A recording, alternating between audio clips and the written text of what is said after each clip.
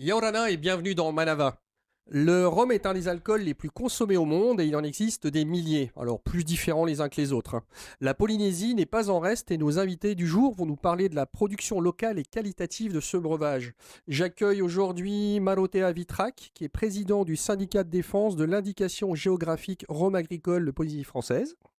Jérôme Le Serre, qui est directeur adjoint à la direction de l'agriculture. Bonjour. Jérémy Brément, qui est responsable des boutiques Millésime, et Kevin Chang-Suifat pour le Rhum Club Tahiti. Messieurs, bienvenue sur ce plateau, ravi de vous accueillir tous les quatre. Marotea, est-ce que tu peux nous parler du syndicat des producteurs de rhum de Polynésie française?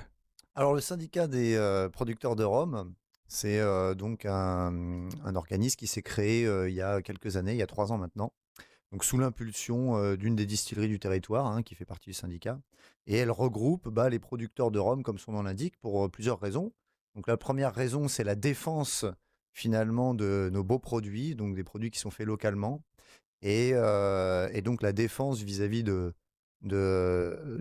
l'indication géographique protégée qu'on essaie d'obtenir depuis maintenant déjà 2 ans, et qu'on est bien placé, je pense, pour obtenir d'ici fin 2023, enfin en tout cas on l'espère.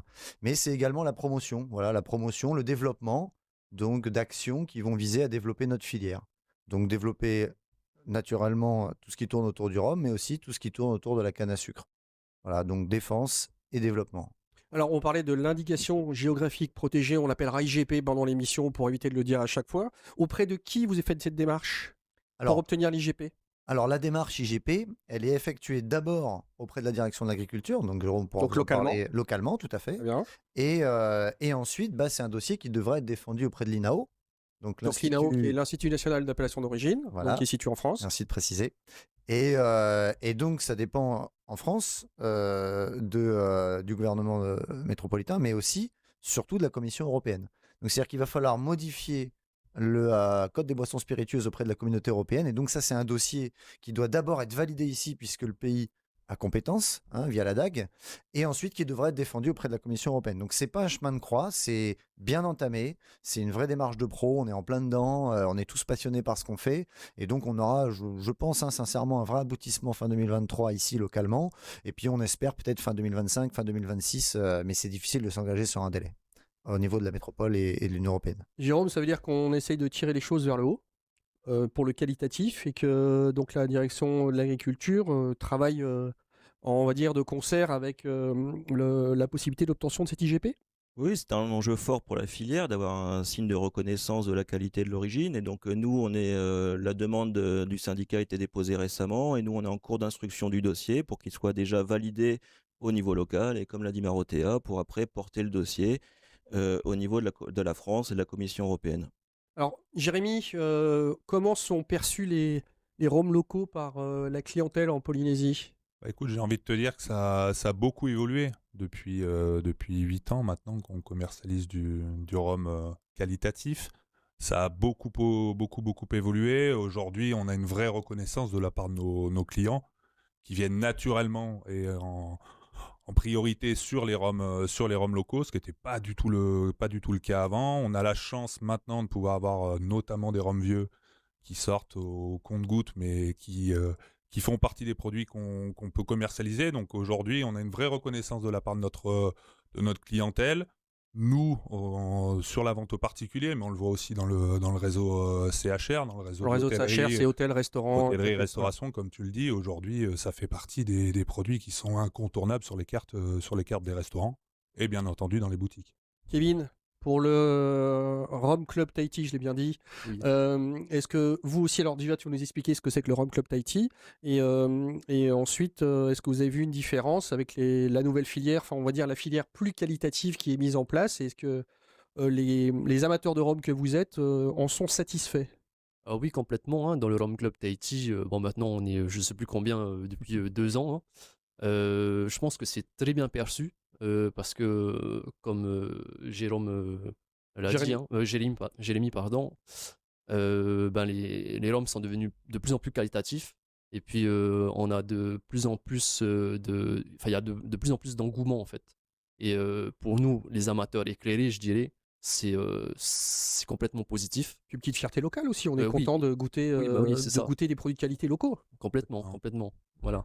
Marotea, est-ce que tu peux, parce que là on parle du produit rhum, mais il va falloir l'expliquer un peu, est-ce que tu peux nous schématiser rapidement la fabrication du rhum?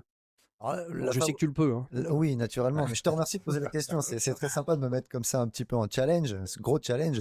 Donc, la fabrication du rhum, elle est assez simple. Il convient d'abord de distinguer quand même le rhum de mélasse du rhum agricole, hein. Ici, on parle que de rhum agricole sur la filière IGP. Donc, la seule différence entre la mélasse et le rhum agricole, finalement, c'est que la mélasse, c'est le résidu de la sucrerie. Donc, c'est un procédé qui vraiment n'a rien à voir. Le rhum agricole, bah, c'est simple, hein, on cultive des cannes à sucre. Ces cannes à sucre, on va les couper, donc les récolter au bout de 12 mois quand elles sont matures, qu'elles ont produit du sucre. On va les passer dans une presse pour extraire un jus, ce jus sucré, qu'on va tout de suite mettre à fermenter. Et donc, issu de la fermentation, on va produire l'alcool, donc grâce à des levures.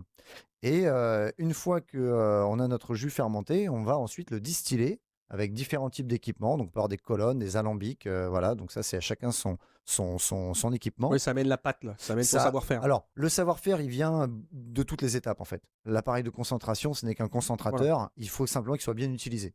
Et ensuite, on va avoir donc une étape qui est très, très importante. Une fois qu'on a sorti notre distillat, donc vraiment, il faut imaginer que sur 3000 litres, par exemple, on va sortir 100 litres d'alcool. Donc, c'est vraiment assez peu C'est une vraie finalement par concentration, rapport. ouais. C'est une vraie concentration. Et donc, cet alcool qui est complètement transparent, qui est assez neutre hein, finalement au niveau de la couleur, eh bien, on va l'enrichir ensuite, l'élever. On parle d'élevage entre 0 et 6 mois. Alors c'est là qu'on rentre dans le savoir-faire finalement, hein. Est-ce que comment on oxygène, comment on assemble, comment on mature tout ça, bref. Donc, au bout de 6 mois, on va sortir un alcool qui est élevé. Et là, on va avoir le rhum qualité premium, le rhum blanc. Voilà. Alors, quand on sort de la distillation, on va être entre 70 et 90 degrés. Consommer un alcool, bon, pour ceux du Rhum Club qui sont venus déguster certains alcools à haut degré, ils ont pu s'apercevoir que c'est pas évident, quoi, hein. On l'a tous goûté, c'est intouchable. Non. Ça Ça n'a pas de sens. ça se vaporise Ouais. instantanément. Bon, on sort des brutes de colonne, ça arrive hein, chez nos confrères entiers, même nous on en a fait. Et donc on va être voilà, sur des produits qui vont être d'abord frappés, donc congelés hein, très clairement, pour pouvoir les servir. Mais donc globalement, qu'est-ce qu'on va faire? On va ajouter de l'eau pour descendre ensuite environ à 50 degrés ou plus, enfin ou moins, en rajoutant plus d'eau. Et donc, globalement, le process, il est assez simple. Ensuite viendra toute la phase d'élevage sous bois pour apporter la couleur pour ceux qui sont consommateurs de rhum vieux ou de rhum brun. Quand on a un alcool brun, globalement, c'est parce qu'il a été vieilli sous bois. Voilà. D'accord, bah oui, tu vois, c'est bien schématisé, t'as vu, en peu de temps en Tac, plus. tac.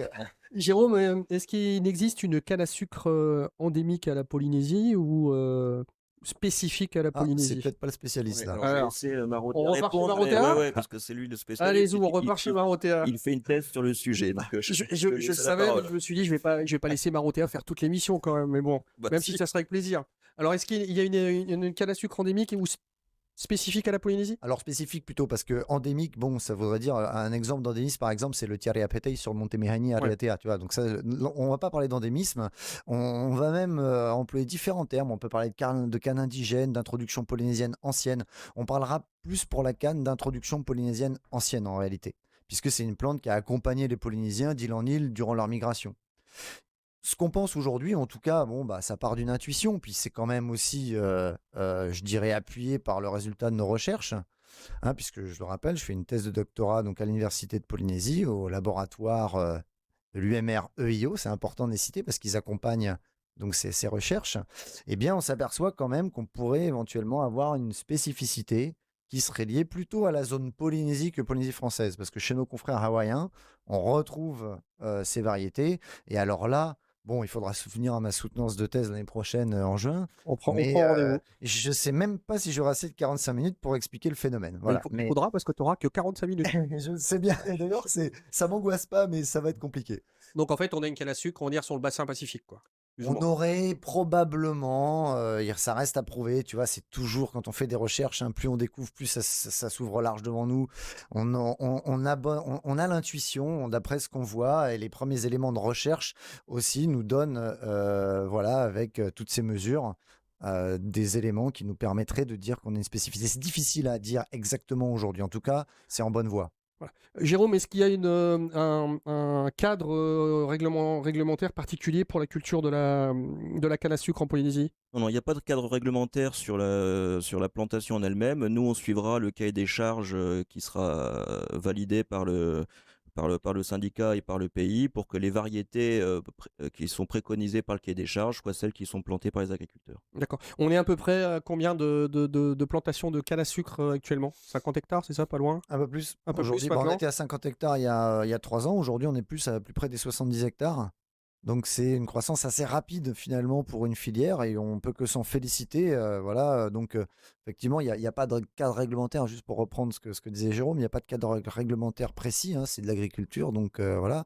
Mais il y a votre IGP va faire Non, en non, sorte mais justement il y a qu'il y quand ait... même, et ça c'est important de le dire, c'est même presque le plus important, il y a quand même un gros soutien aujourd'hui des pouvoirs publics, notamment de la DAG, mais pas que, vers cette filière. On peut que s'en féliciter parce que c'est promoteur d'emploi, c'est vraiment voilà, une belle aventure, On quoi. tire la qualité vers le On haut. tire la qualité vers le Justement, haut. en termes de qualité, comment situent les consommateurs, comment est-ce qu'ils situent les rhums polynésiens agricoles proposés? Bah ouais, si tu veux, avant, pendant longtemps, les rhums qui étaient proposés aux Polynésiens, C'était faut être très très anti franc. ou on va dire Réunion, Voilà, voilà, hein, plus ou moins. majoritairement sur la partie rhum agricole. Là, on est vraiment sur des profils aromatiques qui n'ont strictement rien à voir, hein. Je pense que Kevin en parlera encore mieux que moi sur le terme du consommateur, mais on est vraiment sur des profils aromatiques complètement différents. On est sur des rhums extrêmement aromatiques avec des effluves qu'on retrouve dans nulle part ailleurs, que ce soit aux Antilles, que ce soit même sur des rhums sud-américains ou autres. Aujourd'hui, nos clients le reconnaissent et ça nous fait, nous, vraiment plaisir. On est aujourd'hui beaucoup à en proposer. Les clients s'y sont faits. Ça a été un peu long au démarrage, hein, mais comme tous les débuts, hein, il faut y venir très, très doucement. On a été là pour les accompagner. Et aujourd'hui, ça fait partie clairement des habitudes de consommation. Donc ça, nous aussi, on s'en réjouit. On a aujourd'hui tout un panel de rhum à leur proposer qu'il n'y avait pas du tout au démarrage, hein. Maro pourra nous le redire, mais au début, on avait effectivement une ou deux variétés de rhum à proposer. Aujourd'hui, on joue sur des terroirs, on joue sur des élevages.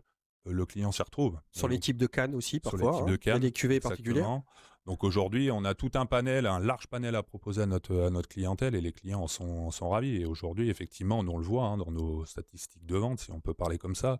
Aujourd'hui, le rhum polynésien a réellement pris l'ascendant sur les autres. Et ça, Et tant on mieux s'en pour nous. réjouit. Et tant mieux pour la Polynésie. Oui, bien sûr. Kevin, en dégustation, la différence aromatique est marquée et marquante. Et vos habitués, vos amateurs éclairés font bien la différence?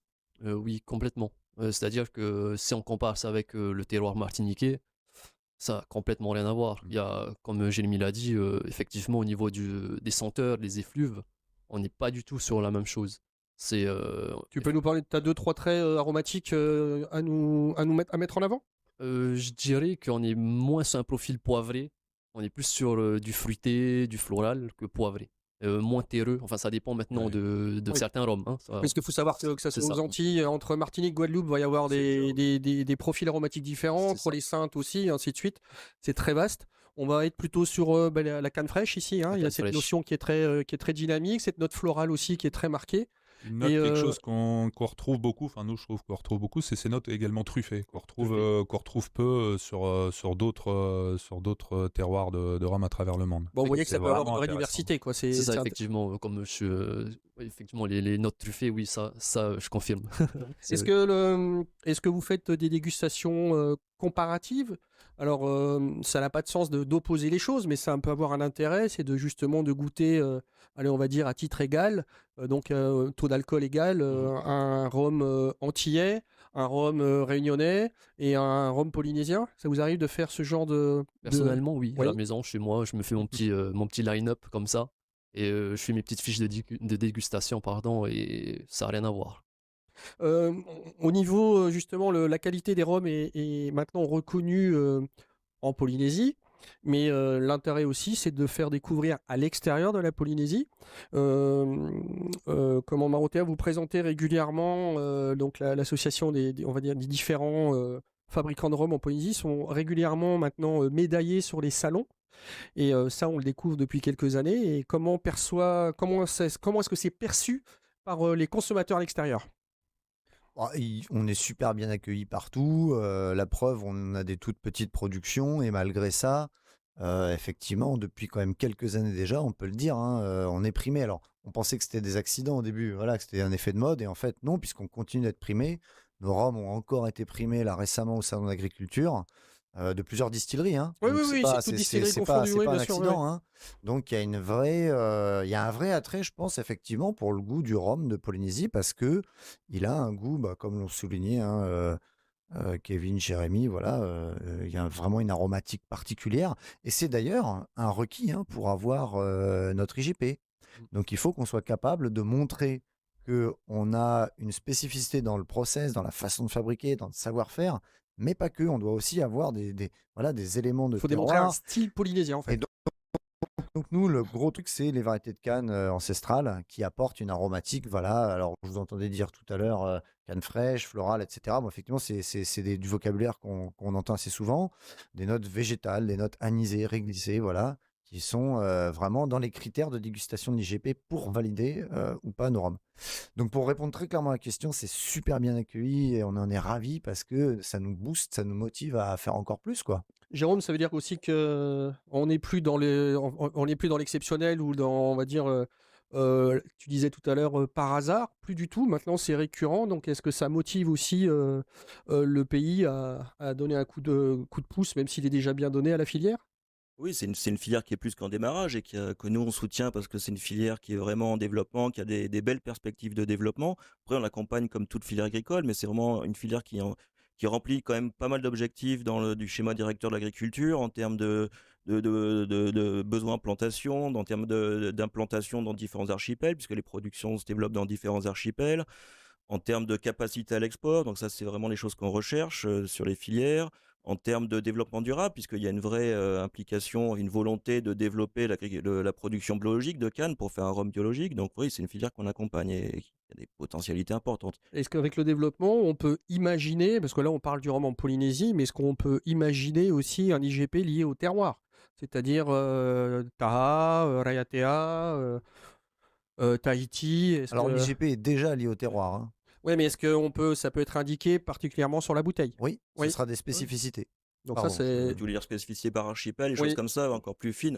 C'est envisageable à plus long terme, je pense. Pour l'instant, on a déjà acquérir l'IGP Polynésie, ça sera déjà un bel objectif. Est-ce que, Jérémy, en termes de prix, parce qu'il y a une réalité aussi, ces bouteilles, il faut les acheter. Est-ce que, justement, Marotea disait que les productions étaient encore assez, alors pas intimistes, mais sont des petites productions. Est-ce que par rapport à la concurrence, les produits sont bien positionnés? J'ai envie de dire que c'est même un atout majeur pour nous. C'est-à-dire qu'on est sur des produits qui, en termes de rapport qualité-prix, sont sans commune mesure avec ce qu'on peut retrouver ailleurs sur le territoire, hein, en parlant de produits égaux, hein.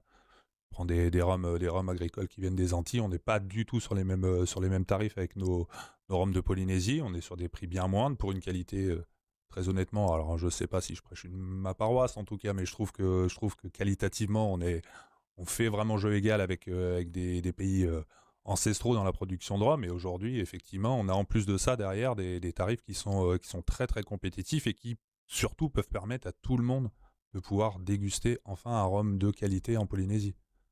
Oui, tout ça avec Voilà, modération, monsieur. Là, bien entendu. on parle du produit en lui-même, on ne parle pas du fait d'en boire beaucoup, mais de goûter la qualité. Il y a une différence entre les deux. Surtout pouvoir prendre le temps et la patience et se dire allez, on peut y aller, on peut découvrir ce produit d'exception. On parle d'un point de vue alors du consommateur, mais quid on va dire, de nos concurrents antillais, réunionnais, quand ils goûtent à l'aveugle et objectivement, bien sûr, je n'en sourirai pas, les rhums polynésiens, ça t'arrive, Malo, j'imagine, sur des salons et Écoute, je vais te raconter une anecdote, ok? Premier salon d'agriculture qu'on fait, le concours général agricole est ouvert à tous les rhums, et il y a un des rhums donc d'une des distilleries qui gagne la médaille d'or. L'année suivante, on a séparé le concours en deux. Il y a les rhums des Antilles et il y a les autres. Voilà. Bon, bah alors ça vous montre à quel point, résume voilà, le oui, truc. ça montre à quel point qu'il y a une forme de Il y a une puissance, il y a une hégémonie des rhums entiers Non, c'est pas réunionnais. ça que je voulais dire. Ce que je veux dire, c'est que voilà, comme on gagne nos concours, et ils savent qu'on fait des produits de qualité et du coup, ils n'ont pas du tout envie qu'on vienne les perturber Ouais, c'est avec ça. ça. Ouais. Et donc ça, c'est un vrai signe de reconnaissance de la qualité de leur part. Et c'est vachement important parce que naturellement, qu'on s'est comparé dès le départ. Si vous voulez, en face de nous, on a des types qui font du rhum depuis 300 ans, et nous, on arrive avec nos super cannes, notre super savoir-faire, etc. Bon, c'était quand même osé, hein, c'était pas un pari simple au démarrage, hein. Aujourd'hui, voilà, ça fait 10 ans qu'on fait du rhum agricole, pour certains plus, hein, Oui, mais oui, bien bon, sûr. ça fait 10 ans qu'on fait du rhum agricole vraiment reconnu de qualité, et c'était pas du tout gagné d'avance. Donc c'est une belle surprise, et à la fois, aujourd'hui, ils ont une position, je dirais, quand même assez bienveillante. Puis Voilà. avec un peu d'observation, on va dire. Non, Non, non, même non, non, plus. non, parce on n'est plus dans les mêmes concours. Ils savent très bien qu'on a une toute petite échelle. Ils savent très bien qu'il y a de la place. Le marché du rhum est vraiment en pleine expansion.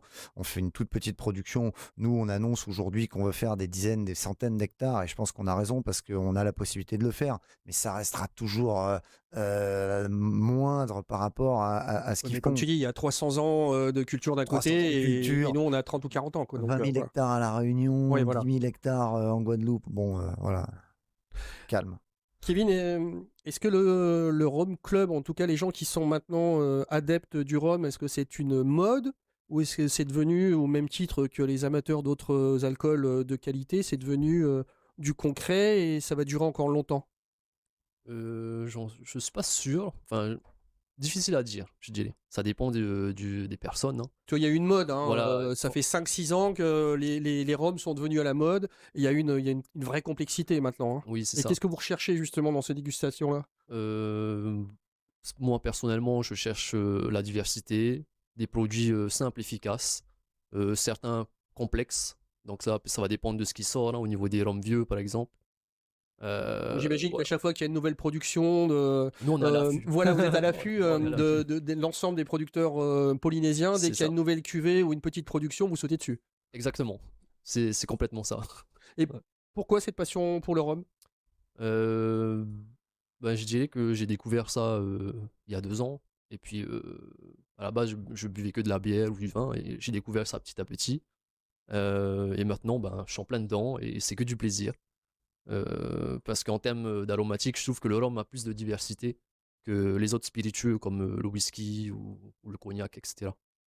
Voilà. Jérôme, est-ce que l'IGP à venir Rhum, parce qu'on va être optimiste, on va la voir, cette IGP, Bien sûr. est-ce qu'elle peut ouvrir la voie à d'autres IGP justement? Oui, oui, bien sûr. Je pense qu'il y a des produits, produits localement qui peuvent avoir une certaine typicité et valoriser une indication géographique protégée. Il y a la vanille, c'est un dossier qu'on suit également, qui est en cours.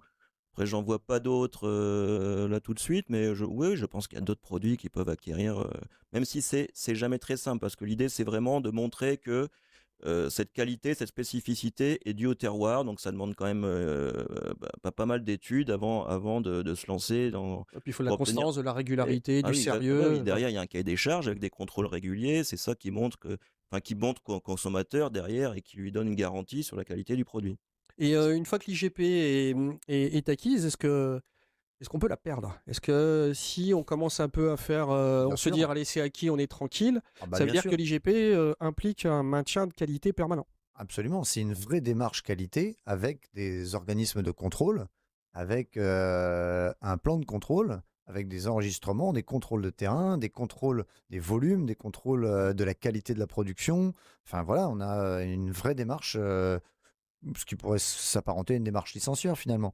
Mais c'est une vraie démarche de qualité comme la certification bio par exemple. Mais simplement à l'échelle d'une filière et non pas à l'échelle d'un privé. Mais c'est important de le préciser parce que ça montre bien à nos téléspectateurs que c'est complexe, qu'il y a un vrai travail et qu'on tire la filière vers le haut. Ah, c'est très sérieux. Ouais. Oui. J'aime bien le ton sur lequel Baron m'a dit ça. Non, Là, c'est pas pour ouais, déconner. C'est sérieux. Ah non, mais, Stéphane, arrête tes questions, c'est sérieux. non, mais tu peux me poser la question après une bouteille de rhum, voilà, c'est très sérieux. Alors, toujours avec modération, on précise, hein. À plusieurs.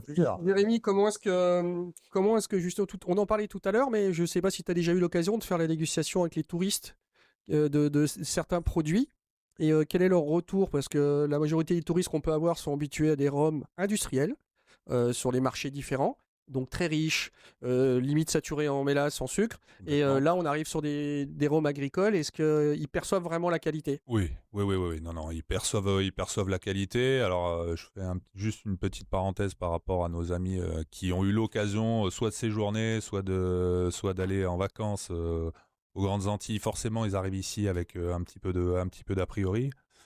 Souvent, ils y reviennent, bizarrement, hein. Ils repartent toujours avec une bouteille de rhum local. Donc ça, déjà, c'est une super, C'est une satisfaction. ouais, c'est une super satisfaction. Mais non, non, non, non. Aujourd'hui, on a vraiment notre clientèle touristique, même locale, hein.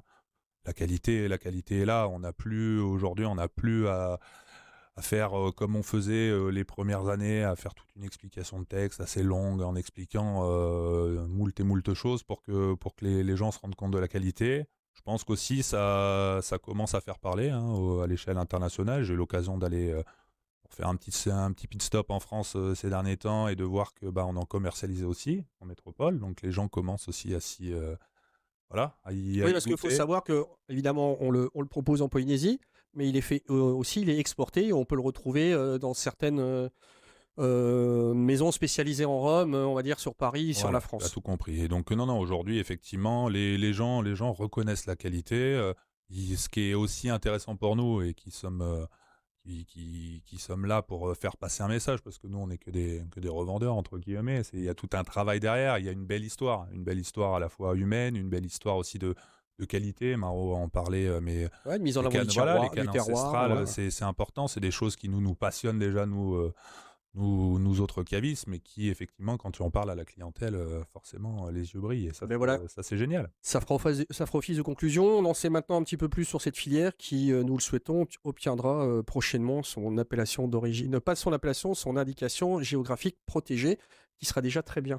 Messieurs, merci d'avoir répondu à nos questions, à Merci mes Stéphane. questions. Et cette émission sera en replay sur le site de Tain TV. Bonne fin de journée avec Tain TV.